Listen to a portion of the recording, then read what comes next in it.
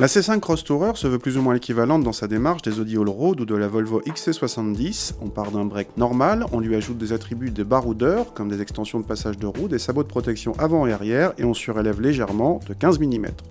Citroën ajoute au passage quelques détails, comme les rétroviseurs chromés ou des jantes de 18 pouces spécifiques.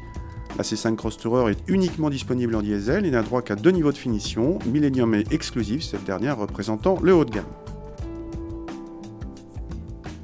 A l'intérieur, rien ne différencie la Cross Tourer des C5 Tourer classiques. On retrouve donc une planche de bord plutôt flatteuse en qualité mais compliquée en ergonomie, à l'image du moyeu fixe du volant constellé de boutons.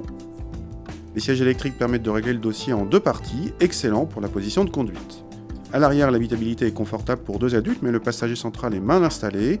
Un mot sur le coffre qui dépasse les 500 décimètres-cubes, mais surtout dont le seuil de chargement peut être abaissé via ce bouton grâce à la suspension hydraulique.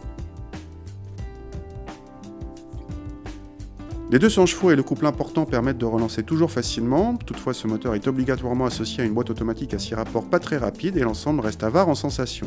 Côté comportement, cette C5 subit pas mal de mouvements de caisse qui nuisent au dynamisme, mais ce break est capable de passer très vite en courbe et de garder une précision diabolique même sur route bosselée. Bravo également pour le confort de filtration des suspensions, digne d'une limousine de luxe malgré des roues de 18 pouces pas forcément idéales pour le moelleux.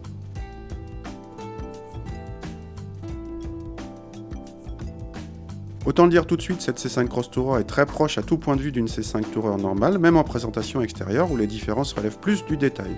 Citroën ne s'est pas trop foulé pour rendre cette version plus baroudeuse. Il n'empêche, ce modèle garde toutes les qualités de la C5 normale, mais il fait payer ce déguisement pourtant discret à 1000 €. Heureusement, les consommations n'augmentent pas par rapport au break normal. Elles sont d'origine trop élevée avec 6 litres 1 de moyenne annoncée, soit 159 grammes par kilomètre de CO2 et un malus écologique de 2200 €.